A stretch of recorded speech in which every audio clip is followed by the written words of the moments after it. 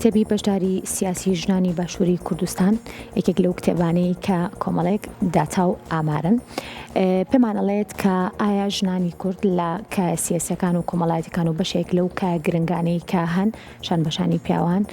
چۆن توانیویانە خزمەت بکەن و لەگەڵەوەشا داتای بەشێکی زۆر لەو کەڵە ژنانەی کە توانیویانە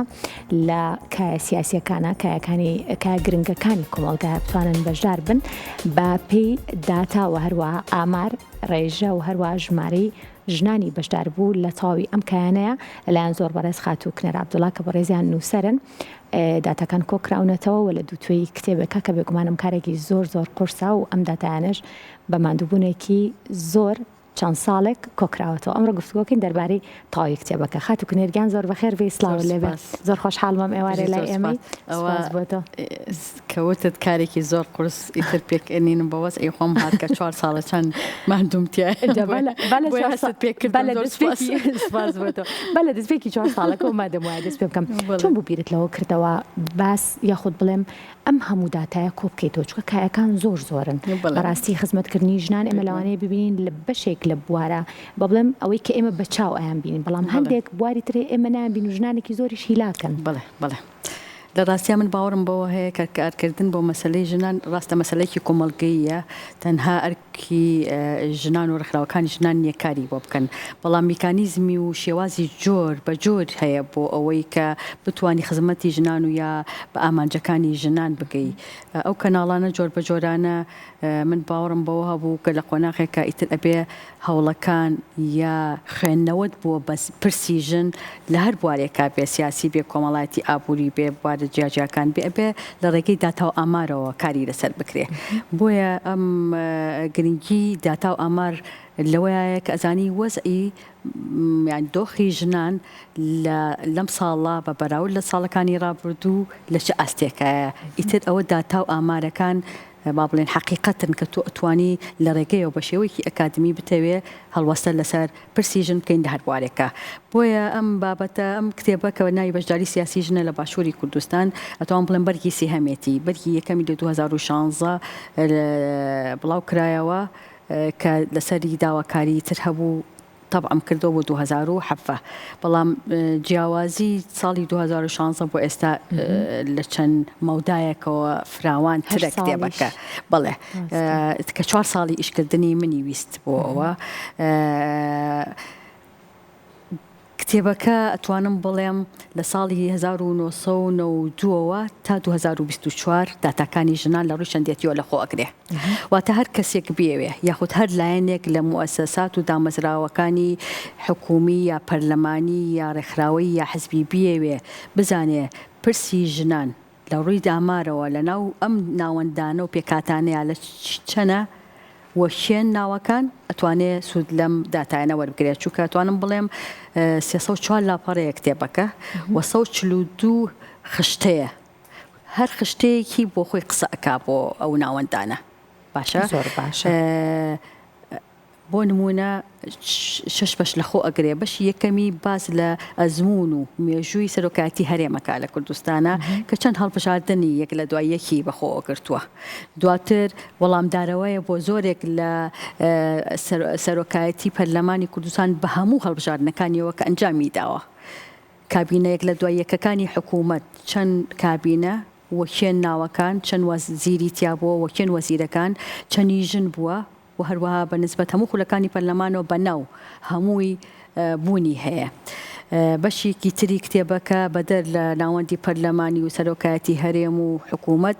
حزبە سیاسیەکانە کە 10 حزبی سیاسی لەخۆ ئەگرێ وەڵامدارەوەی بۆ حزبە سیاسیەکان کە پێت ئەڵێ لە هەر کۆنگرێک لە کۆنگرەکانی ئەو حزبە سیاسیانە چەند ژن هەبووە و چەند پیاو هەبووە و کۆنگرەکان ساڵی چەند هەبووە سەرۆکایەتی حیزبەکان لە کۆنگرەکانە کێبوون هەمووی بەناو تۆمار کراوە لە ڕووی ژمارەوە. دواتر بەشێکی تری باسی ڕێکخراوەکانی ژنانە کە ئەو حزبە سیاسیە 8 لەوانە ڕێکخراوی ژنانیان هەیە. ئەم ڕێکخراوانە چەند کۆنگریان کردووە وەشێن و چەند دەرچوون و ئەزمموی ئیشکردنیان چییە. بەدەر لەوە خوێندنەوەم کردووە بۆ دواپەیڕۆ و پرۆگرامی حزبە سیاسیەکان دوا کۆنگریان هەر بە دواداچوونەکان ئەبوو 5-6 ساڵی بوێت نەک 4 ساڵ. بێگومان ئەمە توانم بڵم سەرەتایەکە دەستپێکێکە مەدخەلێکە بۆ ناو ئەمە کە بێگومان و قسەی جەنابەت زۆر ڕاستە کە هیوادارم تەمان یا ڕێگەم پێ بە کە بتوانم لە دوای ئەمانەوە بێگومان کە کاتێ واسی وەزارەتەکان و وەزیرەکان بەناوم کردووە ئەبێ ئەمە پێ ڕۆبچێتە خوارەوە بۆ بەڕێوەبەری گشتی بۆ موسساتی مدیر و هەمووی بێتە خوارەوە بۆ ئەوەی تەکمیلە بێ لە بەرچاو دڕۆن بێ بمبورە هەر ئەوەش تەواوکەم بەشێکی تری زانکۆکانم گرتووەتە بەشێکی کتێبەکەم بەدەل لێ ڕێکخراوەکان کەەوە چەند سەرۆکی زانکۆ لە 2004 لە کەرتی تایبەت و لە کەرتی حکومیابوونی هەبووە ئەم 6 بەشە پێکاتەی ئەم ناوڕۆکی پەرتوکەیە کە هەر یەکە لەم بەشانە بێگومان و جەنابەت ئاماژەت پێکرد بەردەوامیت و درێژەی ئەبێ کە هیوادارم بەڕاستی ئەمە ئیشی کەسێک نییە ئیشی موسساتیە کە هیوادارم لە داهاتوە بیرچوە خاتووکێت یارمەتی بن بەڕاستی ئەرکێکی زۆر قورسە شارەوانەکان جومەنی پارێزگاکان پارێزگارەکان لە ئەستی هەرێمی کوردستانە کێ بوون چەندی ژن بووە ئەیتر زۆرێک لەمانە پێێرە خۆت یەکێکیت لە ئەو کەسانی کە لە بواری ژنانە دەستێکی باڵات هەیە و لە چەندین ڕێکخراوە با بڵێم کایی تایبەت بە ژنان و لەنەوە لە دوای راپەڕینەوە لە 92 هەر لەوەیشەکەم اینجا بەپی ئەم ئامارانی کە وەرەگرتوون لە ساڵی 92 تاوەکو ساڵی 2024 کە نزیکی 32 ساڵەکەات ئەمێ بزانم جیاوازی لە بەشداریکردنی ژنان ساڵ بە ساڵ زیاتی کردووە تاوەکو ئێستا یاخود کەمی کردووە بەپی ئامارەکان کە لە لای تۆ ینی ئەم 5 بەشەی ئەم 6 بەشەی کە پێکاتی کتێبەکان بۆ وەڵامی پرسیارەکانت ئەگۆڕێ بنمونە ئەگەر خولەکانی هەڵبژاردننی پەرلەمانی کورد یا با بڵێن هەموو سەرۆکایەتیەکانی پەرلەمان حکوومەت حەزب سیاسیەکان چەند ژن سەرۆکی ئەوانە بووە توان بڵێم ڕێژەکە لە 0 بۆ بەرامبەر لە 100% پیاوە تەنها بۆ نمونە ئەگەر بینە خولی پەرلەمانی کوردستان ئاخیر دواخولی کە 2 ژن هەبووە لە سەرۆکایەتیەکەی بەرامبەر بە پیاوێک ئەمە گۆڕانکاریە بوو بە بەرامبەر خولەکانی ڕابردووی ئەگەر بینە ناو سەرۆکایەتی ئەنجومەنی وەزیرانەوە بێگومان کە کاتێک سەرۆکایەتەکەی کە سەرۆک و ژێگرەکەی ڕێژەیشن 0 بووە بەڵام لە ناو وەزیرەکانە ئەتوانم بڵێم هەموو کابینەیەک بە شێوەیەکی گشتی کابینەیەک لە دوای یەکەکان 2 ژن 3 ژن 4 ژن لێکەوە تا 4 ژن لە خۆی گرتووە وەزیر بووە لەوە زیاتر نەخێر بەڵێ هەندێکیشی وەزیری هەرێم بووە بۆ کاروبار کە ئەوەیش ئەتوانم حەقیبەیەکی وەزاری نییە ئەگەر بینە ناو سەرۆکایەتی حزبە سیاسیەکان سەرۆکی هیچ حزبێکی سیاسی وەجێگری سەرۆکی هیچ حزبێکی سیاسی تا ئێستا لەناو ئەودا حزبی کە پێکاتێک لە کۆڵێنەوەی منش ڕێژەیشن 0 بۆتیایە باشە لە سەرۆکایەتی با بڵێن ساڵی 2004 سەرۆکی زانکۆکان ئەتوانم بڵم لە حکوومەتە تا ئێستا 2 ژن بە بەراورد لەگەڵ کۆی ئەو زانکۆ حکومیانەی کە هەیە کە ژمارەیان خۆی لە 15 زیاتر ئەگەر بە هەڵیان نەچوو بم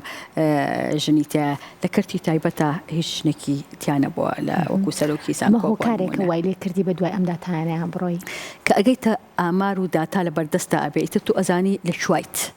زۆر کرنگە کە زانیت لە کوای ئەزانی چۆن پزیشکە ئەوەندەی زەحمەتە تەشخیصی نەخۆشیەکە بکە ئیتر چارەسەر ئەزانی لە کوایە ئەگەر ئیرادەی چارەسەر هەبێ ئێستا کۆی ئەو ناوەندە جۆر بە جۆرانە لە کۆمەڵگەی کوردیا ئەتوانن دانیشن لەسەر ئەم داتانە بەڕاستی خوێنەوەی خۆیان بکەن و بۆ ئەوەی بزانن وەزعی خۆیان لە کوایە ئەگەر زانیان ئیرادەی ئەویان هەبوو کە بەخەمی خۆیانی بزانن مەسالەی ژنان و پرسی ژنان بێگومان ئەزانن چارەسەرەکە لە کوایە جا ئەمە بەس لە ڕووی چەندێتیەوەی من باسی ئەەکەم بەشێکی ترکە جۆرێتیە کە ئەوە بەسلەیەکی ترە بۆ نمونە باسە جەنەهەر بۆ تەواوکەری وەڵامی پرسیارەکەی جەنابەت بۆ نمونە لە پەرلەمانی کوردستانە لە 2005 ڕێژەی کۆتا چەسپا لە پەرلەمانی کوردستانە کە لە سا 25 کەمتر نەبێ بۆیان هەیە لە پەرلەمانی کوردستانە بەشداریان هەبێ لە 2009 ئەم ڕێژێ بوو بە لە ساسی کەمتر نەبێ بۆ نمونە قۆناغەکان فەرقی کردووە بەڵام ئەوە کە ئەڵێ کەمتر نەبێ بۆ مانایە نییە کە ئەتوانێ ژن لە سەرون نیوەیشەوە بهێنێت ینی بۆ وشەیە کە کەمتر نەبێت زۆر مەسەلەکە ئەگۆڕێ بەڵام ئایا ئەگەر بینە بۆ نمونە کۆتا لە ناو ئەنجومەنی وەزیرانە تا ئێستا لە کابینەکانە بوونی نەبووە کە ڕێژەیە کە بێ بۆ ژن بەراورد بە پیاو لە ناو حزبە سیاسیەکانە ئەگەر کۆی حزبە سیاسیەکان بۆ وەڵامی پرسیارەکەی جەنابەت لە بەرچاو بگرین ئەتوانین بڵین بە بەراورد لەگەڵ ڕابردووە کە لە سادە تا لە سا 50 بەشداریانەوە ئێستا لە سا 20 بۆ تا 25 ئەتوانم بڵێم بەپی جیاوازی حیزبەکان ڕێژەی ژن لە ناو حیزبە سیاسیەکانە لە سەرکردایەتی مەکتەبی سیاسی ئەوانە حسابی لەسەر کراوە کە بەشدارن بەڵێ. تا چەند قورس بوو گەڕان بە دوایم ئامارانەیە بۆچی بە دوایم ئامارانەیە گەڕای؟ قورسایەکی ئەزانی شۆنە قورسایەکی وەکو سەرتاوەتم ئەمە ئیشی مؤسسەیەکە کە بکرێ و ئەگەر درێژە بین بە ئامارەکان بەڕاستی پێویستی بە مؤسسەیەکەیە کە پشگیری ئەم پرۆسەیە بکات کە بگەینە کۆتایی بە تەنها ئەمە زۆر قورسایەکی زۆری هەبوو بۆ قورسایی زۆری هەبوو لەبەر ئەوەی ناوەندەکان فراوان بوون جیاواز بوون کەمی سەرچاوە کە تۆ ئەگەڕێی بە دوای سەرچاوەیەکە کە بزانی باوەڕ پێکرا و مصدق بێ کە ئەم ژنە لە ناو ئەو حیزبە سیاسیەیە لە مەکتەبی سیاسیە سەرکردایەتیە بوونی هەبووە یا لە وەزیرێکە کابینەکان بە دوایە ئەگەڕێی بۆ نمونەی یەکێکی گرفتەکانی من لە 2016 کە گەڕان بە دوای کابینەکانە لە ناو سایتی ڕسمی حکوومەتی هەرێمی کوردستان زۆر بە ئاسانی ناوەکان هەمووی تۆمار کرابوون. بەڵام لەم ساڵانی دوایە کە هاتمە سەر سایتەکان بوون زۆربەی زۆری کابینەکانی ڕابردوو هیچی بەناو تۆمارکراوی نەما بۆ ئەمە یەکێک بوو لە ئیشکالیەتەکان بۆ من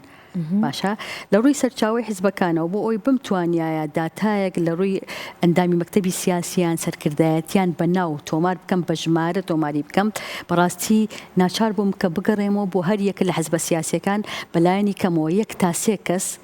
بۆ ئەوەی بزانم ئەم داتای لە پرسیارم لێ کردووە لە ئاسی مەکتەبی سیاسی و سەرکردایەتیانە ئایا ئەمە ڕاستە؟ باشە لێرە پرسیارێکمان خات و کنێر ژنان خۆیان تا چەند هیچ ئاسانکاریەکیان بۆ تۆ کرد بەتایبەت ئەو ژنانەی کە لە کایەکانە لە ماوەی ئەم 32 ساڵی ڕابردووە هەنات بۆ کەسیان بێت داوای زانیاری لە کەسیان کرد پرۆسەیەکە وەکو سەرتاوتم مەسەلەی ژن کۆمەڵگەییە هەموو کەسێک ئەرکێتی بێتە پێشەوە بۆ ئەوەی ئەم قزیە بەرێتە پێشەوە چونکە گەشەکردنی کۆمەڵگا بە گەشەکردنی ژنەوە گرێدراوە بۆیە ئەرکێتی بۆ وەڵامی پرسیارەکەی بەڕێزت بڵێ من کە هانام بردووە بۆ حیزبە سیاسیەکان بۆ ئەندامێکی مەکتەبی سیاسیان ژن بوو بێ یا پیا بوو بێ بەدەنگ مەسەلەکەەوە هاتۆ چونکە بەڕاستی هەستم کرد ئەویش لە خەمیایەتی کە لە ڕێگەی خشتەیەکەوە بتوانێ بزانێ کۆنگرێک لە دوای یەکەکانی شێ بوون سەرۆکەکەی کێ بووە ژێگری هەبووە شێ بووە ئەندامی مەکتەبی سیاسەکەی چەند بووە هەتا دروشمەکانی حیزبە سیاسیەکان لەو ساڵانە ئەوەی یەک بوو لە گرفتەکان بۆ من بەشداری ژنان ڕێژەکەی چەند بووە لە ناو کۆنگرەکانە دروشمی ئەو حیزبە کە بە پێی قۆناغەکان ئەمانە هەمووی ئەگۆڕێ چی بووە بۆیە زۆر من لێرە سوپاسی هەرێکەیەکیانەکەم کە لە کۆتایی کتێبەکە بەڕاستی ناوی ئەگەرێکێک بە وشەیەک یارمەتییا بێتم لەو داتایانەیە ناوی بە سوپاسەوە تۆمارم کردووە کە ئەمە هاوکار بووە بە شێوەیەکی تریش هاوکارێک کە بەڕاستی من میکانیزمێکم بەکارهێنا بەشێکی ئەم کتێبە 500 نوسخەی وەزارەتی ڕۆشنبیری بۆی چاپکردم بەڵام 1000 نوسخەی تر خۆم چاپم کرد لە کتێبەکە بۆ چونکە ئەمزانی ئەم کتێبە ئەبێ بچێتە ناو ناوەندە جۆر بە جۆرەکانەوە ببیندێت ژنە یا پیاوایە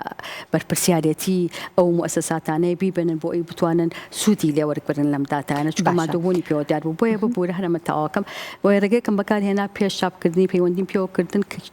چەندتان ئەوێ چیتان ئەوێ لەم چەندتان ئەوێ بۆ ئەوی بیکەن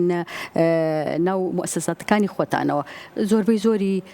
هاودەنگێکی باش هەبووە و تا ئێستا ئەو هاودەنگیە لە ژن و لە پیاوە خۆشبەختانە هەیە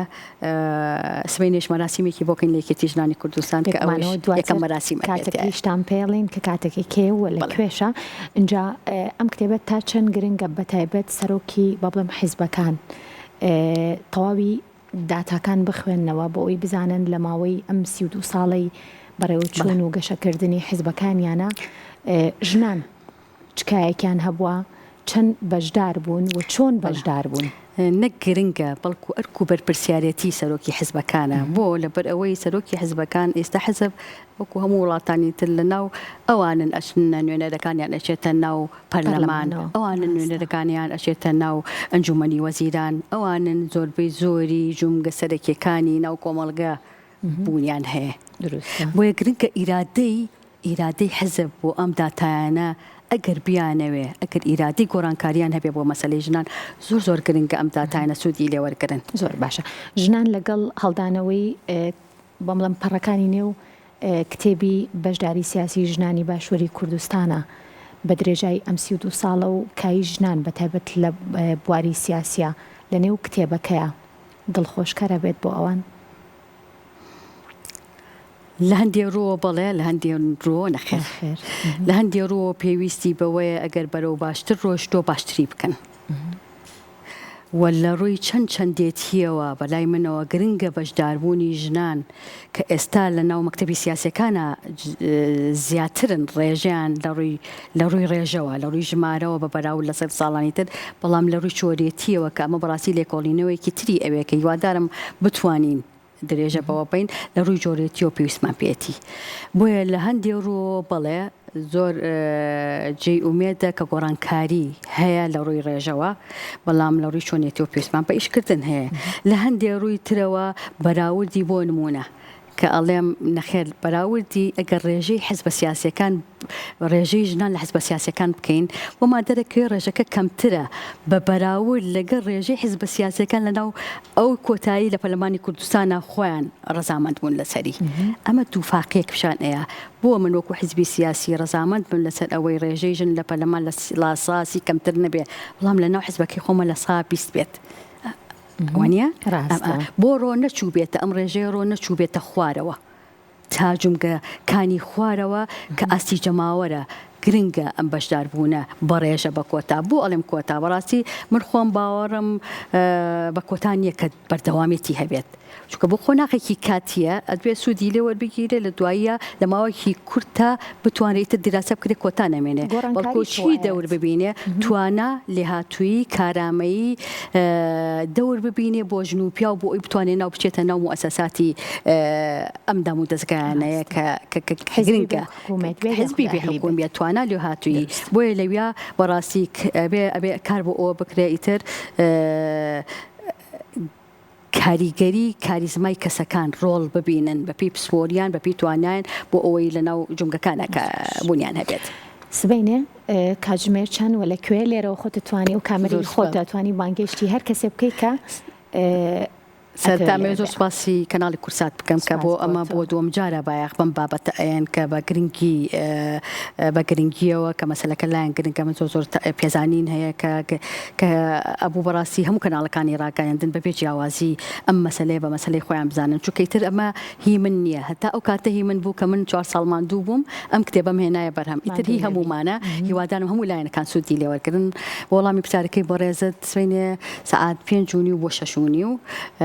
لە سکرتارێتی لە تەلاری تەواڵەیەکێتی ژنانی کوردستان مەراسیمێک بۆ ناساندنی ساس ئەکرێ هیوادارم ئەوەی ئەتوانی و کاتی هەیە بەشداری مەراسیمەکە بکە مەراسیمەکە چەند بەشێکی جیاواز لە خۆ ئەگرێ کە خوێنەوەیەکە بۆ کتێبەکە لەلایەن خات و سازیان تاالبەوە دواتر لە ڕووی کللتور و پێکەوە ژیان کە کتێبەکە بەشێکی ئەوەیە کە ئەم هەموو جیاوازیانی لە خۆی کردووە شاناز جەمال لەوێش ماوەی 8 بۆ 10 دقەیەک قسە لەسەر ئەوە بەتەکە خۆشم وابزانم چانسێکی ئەویان ناومەتێ 10 دقەیە قسە لەسەر مەسەلەکە بکەم کە هیوادارم لایەنێکی گرنگەیە کە ئەمەوێ لێرەوە بە بینەرانی بگەێنم ئەویشەوەی ئەم کتێبە من باوەڕم بۆ هەیە کتێب ئەبێ نرخی لەسەر بێت نەک ئاوا بەو هیلاکی ومان دووبوونەن و سەر چاپی ئەکا هیلاکە بێت ببەخشێتەوە نرخێکی ڕەمزی لەسەر ئەو کتێبە بەڵام بەشێکی ئەو نرخە ئەچێ بۆ